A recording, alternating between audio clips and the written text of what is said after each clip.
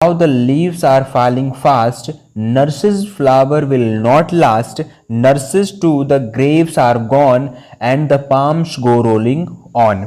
अब यहाँ पे नर्सेस फ्लावर एक बात यहाँ पे लिखी गई है, जो वर्ड है नर्सेस फ्लावर का मतलब समझना होगा एक बार। यहाँ पे आप देखे होंगे जो लताएं होती हैं वो एक वृक्ष के सहारे ऊपर चढ़ती हैं, तो यहाँ पे आप समझ सकते हैं कि जो लताएं हैं मतलब वैसे फूल या फिर वैसे पौधे जो दूसरे पौधे की सहायता से बड़े होते हैं तो उनको नर्सेस फ्लावर बोला जाता है, और जिनकी सहायता से वे बड़े होते हैं उनको नर्सेस बोला जाता है।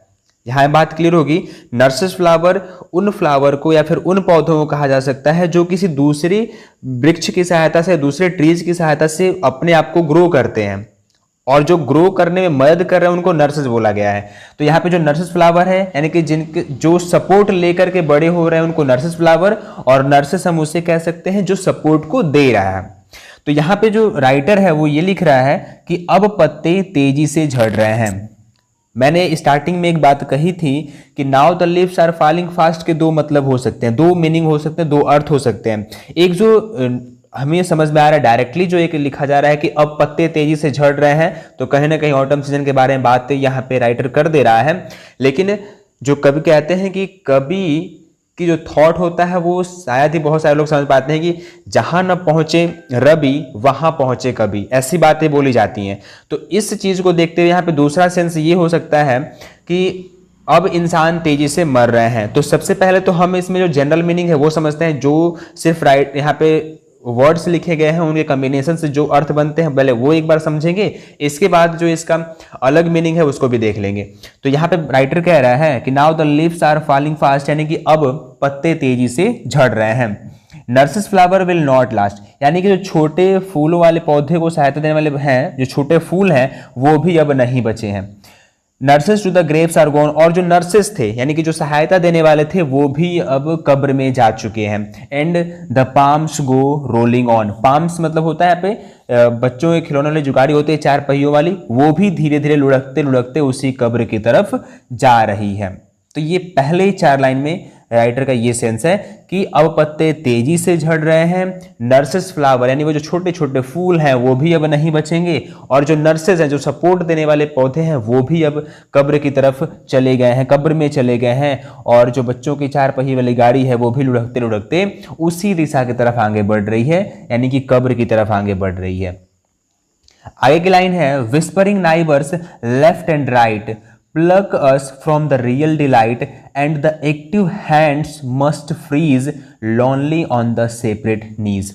whispering neighbors का मतलब यहाँ पे होता है मृत्यु के देवता, यमराज बोल सकते हैं, मृत्यु के देवदूत बोल सकते हैं, जो क्या करते हैं हमारे लेफ्ट एंड राइट घूमते रहते हैं, यानी कि हमारे बाएं दाएं यमदूत यानी कि मृत्यु के जो देवता हैं वो हमारे दाएं बाएं घूमते रहते हैं। And pluck us from the real delight, और वो हमें हमारी वास्तविक खुशियों से जुदा कर देते हैं।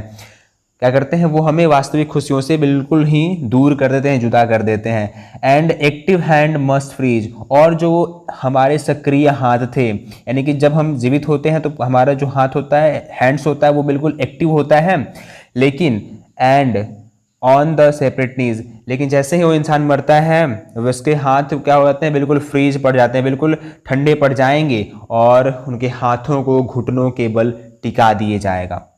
यहाँ पे ये बातें राइटर लिख रहा है। आगे बढ़ते हैं। Dead in hundreds at the back, पीछे सैकड़ों लोग मरे।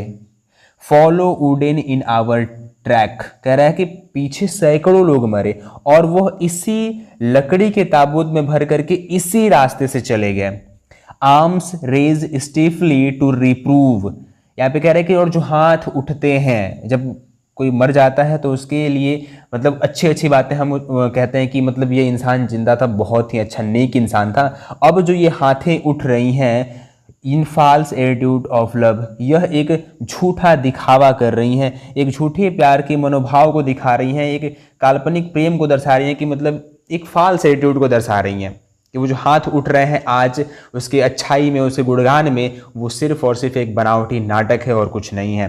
तो कह रहे कि पीछे सैकड़ों लोग मरे और वो इसी लकड़ी के ताबूत में भर करके इसी रास्ते से चले गए, और जो हाथ उठते हैं उनके गुणगान में, उनके रिस्पेक्ट में या फिर उनकी बड़ाई में, वो आज सिर्फ गलत फॉल्स एटीट्यूड को दिखा रहे हैं, मतलब प्रेम के झूठे नाटक को दिखा रहे हैं, प्रेम के झूठे छल को दिखा रहे हैं। आगे बढ़ते हैं। राइटर यहाँ पे लिख रहा है starving through the leafless would trolls run scolding for their food. Trolls यहाँ पे समझिए, ट्रोल्स का मतलब दुष्ट प्रकार के जो लोग होते हैं वह रन कर रहे हैं, यानी भाग दौड़ कर रहे हैं, स्कॉल्डिंग फॉर देयर फूड, अपने भोजन के लिए वो भाग दौड़ कर रहे हैं। कहाँ पे? Starving through the leafless would. वो जो भूखे यानी कि वो जो दरिंदे हैं वो अपने भोजन के लिए चिल्लाते हुए उन लीफलेस वुड यानी कि उन बिना पत्ते वाले जंगलों के बीच में घूम रहे हैं। बिना पत्ते वाले जंगलों के बीच में वो क्या कर रहे हैं? भटक रहे हैं, और वो उन बिना पत्ते वाले जंगलों से भी अपना भोजन चुराने का प्रयास कर रहे हैं। वो जो दुष्ट आत्मा है वो अपने भोजन के लिए इधर से उधर घूम रहे हैं। And the Nightingale is dumb, और जो नाइटिंगेल है यानी जो बुलबुल है वो अब बिल्कुल गूंगी पड़ चुकी है, अब वो भी कुछ नहीं बोल रही। Nightingale is dumb and the angel will not come, और यहाँ पे कह रहे हैं कि और जो एंजल है यानी कोई देवदूत भी अब नहीं आने वाला है। तो कह रहे हैं कि जो दुष्ट किस्म के लोग हैं, जो भूखे दरिंदे किस्म के लोग हैं, वो गुर्राते हुए चिल्लाते हुए उन बिना पत्ते वाले जंगलों के बीच में दौड़ रहे हैं अपने भोजन के लिए, और साथ में जो बुलबुल है वो बिल्कुल गूंगी पड़ चुकी है, और जो एंजल है अब वो भी कोई देवदूत नहीं आने वाला है। इस की मतलब वो हमें बचाएगा।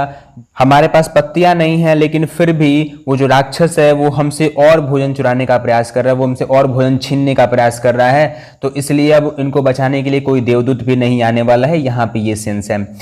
यहाँ पे राइटर लिख रहे हैं कोल्ड इम्पॉसिबल अहेड, यानी आगे जो है ठंडी और असंभव सा वातावरण है। List the mountains lovely head, और जो पहाड़ों की प्यारी सी चोटियों की एक श्रृंखला बनी हुई वो काफ़ी प्यारी लग रही है। और whose white waterfall could bless travellers in their last distress, यानी कह रहे हैं कि यात्रियों को उनकी अंतिम यात्रा में, आखिरी समय में इनसे निकलने वाले इन पहाड़ मतलब ऊंची ऊंची चोटियों से, जो पहाड़ की ऊंची ऊंची चोटियां हैं उनसे जो झरने निकल रहे हैं, वाइट वाटरफॉल जो सफ़ेद झरने निकल रहे हैं, वो उनको आशीर्वाद दे रहे हैं, दे सकते थे, आशीर्वाद दे सकते थे। वो जो पहाड़ों से निकलने वाले वाटरफॉल हैं वह यात्रियों को उनकी अंतिम यात्रा में, उनके आखिरी समय में आशीर्वाद देते हैं। तो इस तरह से ये एक मीनिंग था इस चैप्टर का। सेकंड मीनिंग हम लोग समझते हैं लेते हैं, जैसा कि मैंने आपको बताया था। तो सेकंड मीनिंग इस राइटर के द्वारा ये समझते हैं कि कवि इसमें कहना चाहता है फर्स्ट वाले पैरा में कि जो मनुष्य हैं वह बहुत सारे कारणों के वजह से, बहुत से रोगों के वजह से अब तेजी से कब्र की तरफ बढ़ रहे हैं, यानी कि जैसे कि अब पत्ते तेजी से गिरते हैं। कुछ भी अधिक समय तक नहीं बचने वाला है, और ना ही आगे आने वाली पीढ़ियों को संरक्षण देने के लिए या फिर समर्थन देने के लिए कोई भी पृथ्वी पर नहीं बचने वाला है। लोग इस बातों को सोच करके निराश होते जा रहे हैं और उनकी उम्मीदें भी पूरी नहीं हो रही हैं, लेकिन फिर भी ये इन सभी चीज़ों के बावजूद ये जो जीवन का चक्र है वो ऐसे ही चलते रहने वाला है। ये पहले पैराग्राफ के बारे में कह रहे थे कि मतलब जीवन में बहुत सारी घोर निराशाएं हैं, बहुत सारे अलग अलग प्रकार के कारण हैं जिनके वजह से लोग मरते जा रहे हैं, और फिर आगे आने वाले समय में जो पीढ़ियां आने वाली हैं उनको संरक्षण देने के लिए भी अब कोई नहीं बचने वाला है। और लेकिन फिर भी इन सब के बावजूद जो हमारा जीवन का चक्र है वो ऐसे ही चलते रहने वाला है। फिर सेकेंड स्टेंजा में इनके और दूसरे भाव को समझते हैं। तो जो इस समाज में आज के समय में जो मतलब स्वार्थी किस्म के जो लोग हैं उनके व्यवहार से जो राइटर है वो काफ़ी ज़्यादा ये कह सकते हैं काफ़ी ज़्यादा हर्टेड है, फ्रस्ट्रेटेड है कि मतलब कैसे कैसे लोग हैं। तो कहते हैं कि वह हमारी वास्तविक खुशियों को छीनने के लिए हर जगह कुछ ना कुछ नया तमाशा, नया बखेड़ा, या फिर कह सकते हैं कि उन्होंने हर जगह मौत के एजेंट को भेज रखा है कि कैसे हम उनके वास्तविक खुशियों से उनको दूर कर दें। लोग एक दूसरे को नकली प्यार का एहसास दिखाने में लगे हुए हैं। चारों तरफ निराशा की भावना व्याप्त होती चली जा रही है और दुनिया किस रास्ते पर जा रही है बात बिल्कुल समझ में नहीं आ रही है। लेकिन फिर भी ये लोग ये नहीं समझ पा रहे हैं कि आज जीवित हैं वो कल मर जाएंगे। लोगों ने खुद को इन बातों के लिए सीमित कर लिया है और हर कोई इसी अकेलेपन में जूझ रहा है। तो राइटर जो है वह स्वार्थी लोगों से मतलब काफ़ी ज़्यादा फ्रस्ट्रेटेड हो चुका है, उनके बिहेवियर से, जिनका व्यवहार है वैसा कि वो हमेशा ही मतलब उनकी वास्तविक खुशियों से जुदा करने का प्रयास करते हैं, हमेशा इन दूसरे की खुशियों को छीनने का प्रयास करते हैं। तो उनके ऊपर ये राइटर यहाँ पे बातें लिख रहे हैं।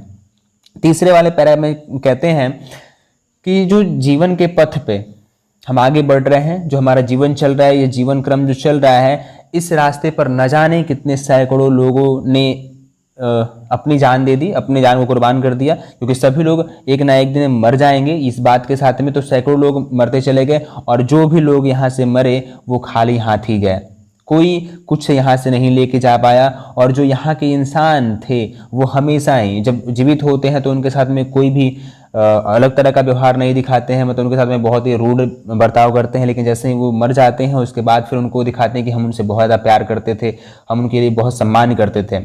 और इसलिए ये बातें यहाँ पे लिख रहे हैं कि जो हाथ उठते हैं वो सिर्फ झूठे प्यार का दिखावा करते हैं। और इस दुनिया में आज हम जा रहे हैं, इस दुनिया से कल आपकी बारी, और इस तरह से वो शायद सभी लोग अपने साथ में कुछ नहीं लेके जाएंगे सिवाय रेस्पेक्ट की। तो हम सबको ज़रूरत है सबकी रेस्पेक्ट करने की और जीवित जीते जी उनकी इज्जत कर लेने की। फिर चौथा वाले पैराग्राफ में क्या कह रहे हैं हम कि जो राइटर हैं वो बूढ़े लोगों की तुलना बिना पत्तों वाले जंगलों से कर देते हैं। बूढ़े लोग बिल्कुल उन जंगलों की तरह हैं जिनके पास अब पत्ते भी नहीं बचते, यानी उनके लिए खाना बनाने के लिए उनके पास पत्ते नहीं हैं। उसी तरीके से जो बूढ़े लोग हैं उनके पास खुद से जीवन यापन करने के लिए कोई भरोसा नहीं, कुछ नहीं रहता है कि वो अपना जीवन यापन कर सकें। लेकिन फिर भी कुछ ऐसे लोग होते हैं जो उनकी दुर्बलता और लाचारी का फ़ायदा उठाते हैं और हमेशा ही उनके पीछे, मतलब उनको लोग चूसने का प्रयास करते हैं, उनको शोषण करने का प्रयास करते हैं।